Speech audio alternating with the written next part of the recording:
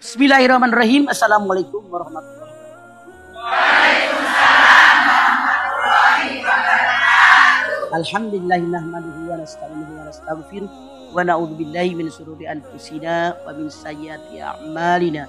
May yahdihillahu fala mudhillalah wa may yudhlil fala hadiyalah. Asyhadu an la ilaha illallah wahdahu la syarikalah wa asyhadu anna Muhammadan abduhu wa rasuluh. Air susu ibu tidak terbalaskan. Yang namanya anak semua punya ibu. Iya apa iya? Ibu yang mengandung, ibu yang melahirkan, ibu yang menyusukan kita, ibu yang merawat kita. Makanya sekian banyak ayat Al-Quran memerintahkan agar kita bakti kepada seorang ibu.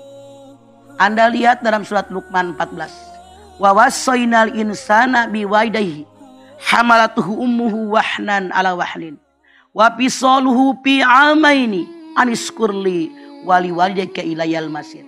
Aku wasiatkan kepada semua manusia, kita semua termasuk, agar mereka berbakti kepada kedua orang tuanya, khususnya kepada para ibu yang wahnan ala wahnin, lemah di atas segala kelemahan ketika menyusukan kalian, kemudian lemah di atas kelemahan ketika mengandung kalian, 2 tahun menyusukan kalian. Oleh karena itu Allah berfirman, bersyukur kalian kepadaku, bersyukur kepada kedua orang tua kalian. Luar biasa yang namanya ibu. Betapa Allah dan Rasulnya mengagungkan kita yang namanya ibu. Suatu ketika seorang laki-laki bertanya, ya Rasulullah, siapa orang yang harus aku muliakan? Ibumu. Siapa lagi ibumu? Siapa lagi ibumu? Siapa lagi baru ayahmu? Kenapa menghormati ibu 3 kali lipat daripada ayah? Karena ibu yang hanya bisa melakukan yang 3 yang saya sebutkan tadi. Mengandung, melahirkan, menyusui. Ayah nggak bisa. Makanya bakti sama seorang ibu luar biasa. Kewajiban seorang anak. Anda bayangkan kita seorang ibu pernah mengalami lagi mengandung anak gimana sih? Ngidam. Bau minyak tanah. Bau bensin, bau nasi uduk, bau bawang goreng. Aneh tapi nyata, kalau bau suaminya nggak pernah. Ya kan? Ya. Jadi luar biasa. Seorang ibu tuh ngandung anak. Itu lagi hamil kecil. Hamil gede. 7 bulan, 8 bulan, 9 bulan, serba salah. Gerah. Harudang, berat, celentang, pegel, miring, cangkel, tengkurap nggak bisa.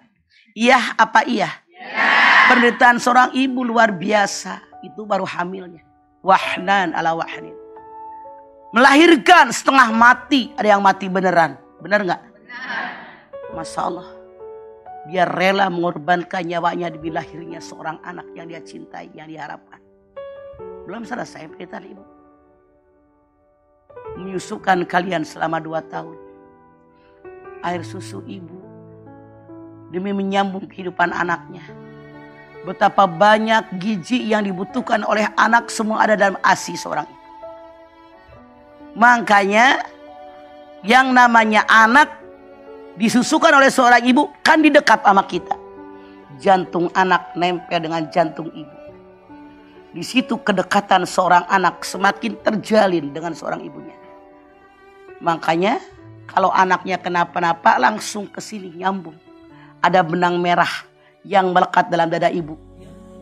Makanya kurang layak kalau seorang ibu subur air susunya, ASI-nya banyak. Tuh anak cuma dikasih botol doang. Buat apa kita bikin ASI oleh Allah? Diperuntukkan buat anak-anak kita.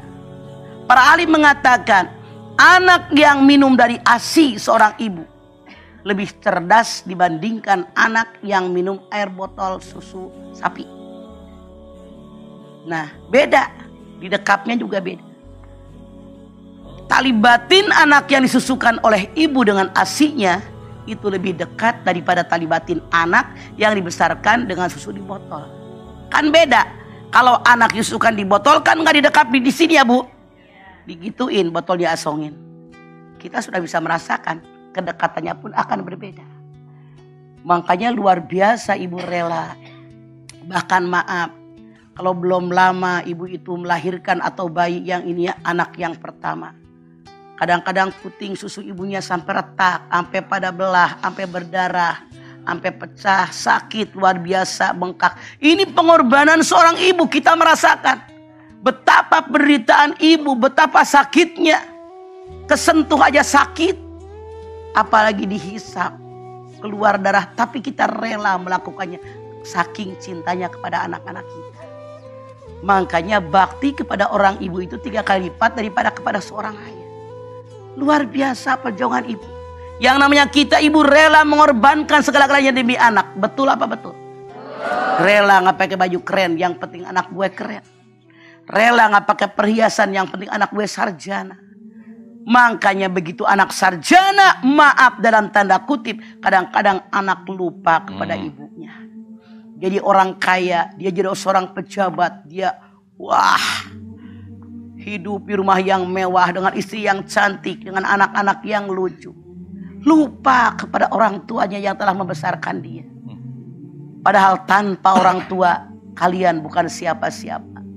Makanya Allah berfirman, wa'budullaha wa la tusyriku bihi syai'an wa bil walidayni ihsana. An-Nisa 36. Habis nyembah Allah, berbuat baik kepada orang tua. Lihat diri kita masing-masing. Sudahkah kita berbuat baik kepada orang tua kita masing-masing?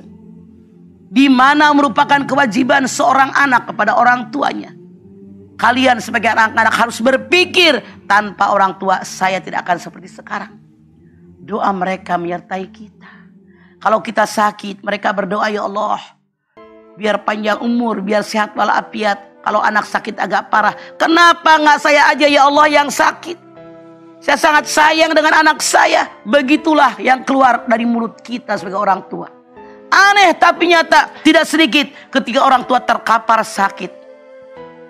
Udah gak bisa bangun. Anaknya bilang, ya Allah kalau mau diambil emak ambil aja. Tuh anak kurang ajar. Bukannya mendoakan yang baik. Padahal di situ ladang amal anak. Itu pintu surga yang paling tengah, yang paling lebar, bakti sama orang tua.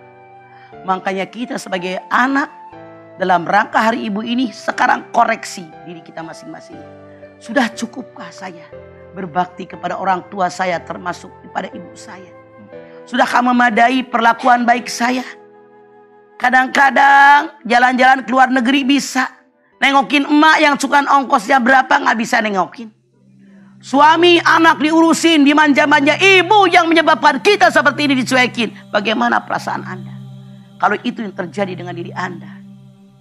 Berbahagialah anak-anakku sekalian. Ketika Anda saat ini bisa ngurus ibu yang sudah renta. Berbahagialah kalian anak-anakku sekalian. Kalau kalian sekarang masih bisa memandikan orang tua yang sudah tua. Menyuapi makanan kepada mereka. Menggarukkan tubuhnya yang gatal. Berbahagialah Anda kalau sekarang bisa memandikan orang tua kalian.